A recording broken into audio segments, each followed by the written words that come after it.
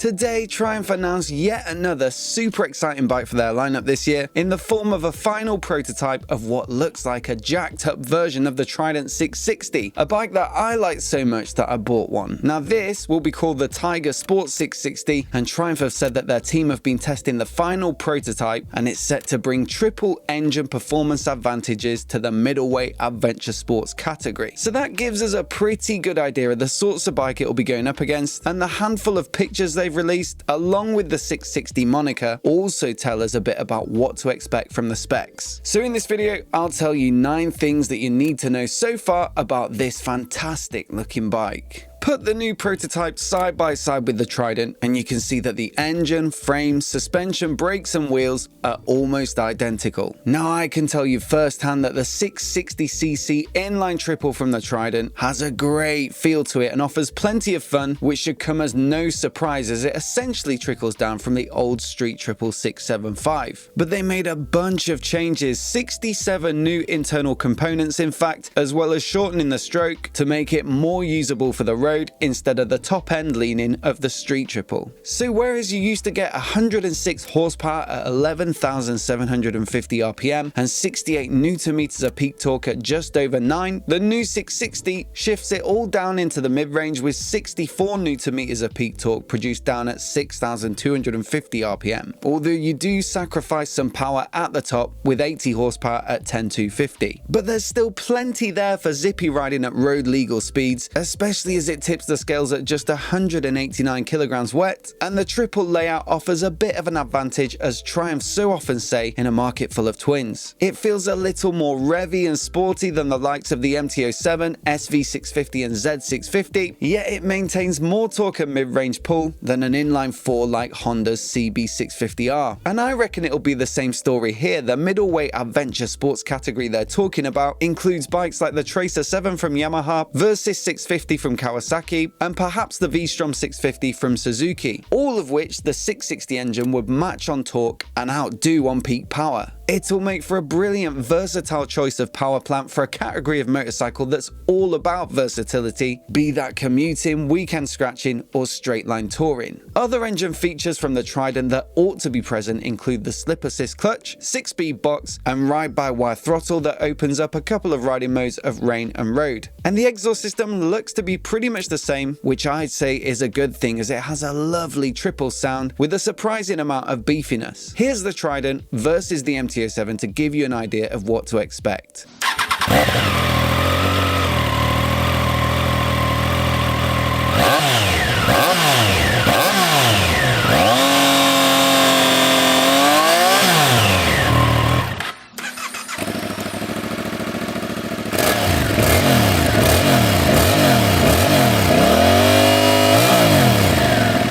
As for the frame, the Trident uses tubular steel as opposed to the aluminium of the street triple lineup to keep costs down. So I'd expect the same here, and it looks to be the case from the pictures, but with a few adaptations. This genre of bike tends to sit a little taller for that all-day comfort on the motorway, so I'd expect the geometry to change a bit, resulting in a more open riding position with a higher seat and bars. The Trident is super accessible at 805mm, making it easy to flat foot for most of us, but if you're on the tall side and find it a little cramped, then the Tiger Sport 660 could well be worth the wait. The Trident really is geared towards being a nippy little city bike that can also stretch its legs at the weekend, but a Goldwing it is not. So there aren't really any serious provisions for a passenger or carrying stuff, but of course to match the competition, the Tiger Sport 660 will need luggage, as you can see here, as well as a more substantial pillion seat. So I'd expect that the subframe is not only longer, but also strengthened to cope with the extra strain. While we're on the subject of luggage, it looks like they've done a great job of integrating the mounting points with some subtle brackets on the subframe and passenger foot pegs, so it won't spoil the look of the bike if you choose to take the luggage off. At the front end, the fork looks very similar indeed to the 41mm upside down shower of the Trident, and therefore I'd assume it'll be a similar shower shock although again beefed up for luggage hauling duties. Both could well be a little longer too for that taller stance, and it'll be interesting to see if they offer any additional adjustability. The Trident just gets preload on the shock, meaning that you can set the sag of the bike appropriately for riding either solo or two up, but compression and rebound damping are fixed. Now it is a really nicely set up bike and I haven't felt any need to make adjustments, but with a wider variety of uses and loads, the Tiger Sport 660 could be a different story. Braking appears to be unchanged too, with Nissin's 2-piston calipers at the front on 310mm discs and a single pot at the rear. Now the brakes were one of the areas that I thought came up a bit weak on the spec sheet versus the competition for the Trident, but out on the road it's a different story with good feel and plenty of power, probably helped by the decent size of the discs and the standard steel braided hoses. I was pleasantly surprised, so hopefully it's more of the same here, but again it'll be interesting to find out how they perform whilst fully laden. It looks to get the exact same 5-spoke cast wheels, and also the tyres look to be the same Michelin Road 5s, which are a solid choice at this end of the market. Now there are absolutely no shots of the cockpit or the switchgear, so it is difficult to say exactly what the tech will be, but the rest of the bike is so similar to the Trident that it'd be a big surprise for it to be radically different. One of my favourite features of the entire Trident is the split dash. The top half gives you the basics in terms of speed, revs and gear, with a really punchy and clear inverted LCD, and then in the bottom half you've got a smaller TFT display that opens up menus, phone connectivity and navigation prompts, which are all controlled from the switchgear. It really does set it apart from the competition, and providing you spec the Bluetooth accessory module, it has a huge amount of functionality for the price point. Elsewhere there's the rain and road riding modes that I've already mentioned, which both affect the switchable traction control and the ABS to suit the conditions, as well as some neat touches like self-cancelling indicators. The only thing that I'd like to see extra here with the Tiger is cruise control. It's something you just get used to and it's hard to go back, especially on a bike of this nature which is intended to eat up the miles. But the most obvious change of course versus the Trident is the styling, with a new design that seems to take influences from across their lineup. It certainly has a look of the 1050 Tiger Sport, with the overall stance, the fairing and the swept up twin headlights looking particularly good here with the daytime running lights. The side panels though have an echo of the Tiger 900 and 850 Sport, so a little nod to the Tiger name there, and then of course you have bits of Trident elsewhere in the hardware. That new fairing isn't all looks though, with a decent height on the windscreen to take some of the blast out of longer touring rides or motorway commutes. It's hard to make out whether it'll be adjustable given that the fairly opaque windscreen looks like a prototype, but you'd expect it for this category. Overall I think they've done a cracking job with the styling here, and much more in line with what you'd expect from the Tiger Sport name than the 850. It has a fairly svelte, aggressive look to it, more chiseled than the Trident for example, and I can't wait to see what it actually looks like once the Triumph camo is gone and there's some proper paintwork on it. Triumph said that they're going up against the middleweight adventure sports category with this bike, and so the obvious contenders would be the Tracer 7, which has been super popular since its recent update, and the Versys 650, which is perhaps a little less exciting, but a solid performer at an accessible price with a decent following. Elsewhere you could consider the Honda NC750X as an option, although it does sit more at the solid commuter end of the scale with a low revving twin that makes just 54 horsepower. And there is also the V-Strom 650 from Suzuki, which does have the benefit of a genuine V-twin for a bit of interest and character, but it doesn't result in any performance advantage, with almost the exact same torque figures as the Trident 660, but unable to rev out as much, resulting in less peak power. Now of course we're a way off getting a price for the Tiger Sport 660, but those competitors should give us some idea of where it needs to be in order to look like a tempting proposition. I'd expect it to come in a little higher, as that's what we got with the Trident when set against the equivalent middleweight nakeds from the same manufacturers. But it does have more features and performance, as well as a high standard of finish, and I'd expect no less from the Tiger Sport 660. The only danger is that if the price gets too high, it'll be getting pretty close to some larger capacity options, including Triumph's own lineup. But one thing is for sure, I'll be reporting on the full specs as soon as they're made available, hopefully with a trip up to Hinckley to show you the final production bike. So let me know what you think of it down in the comments below, as well as any questions you might have so that I can answer them in the next video. And if you're new here and you want to see the full reveal as soon as it goes live, then please do hit subscribe,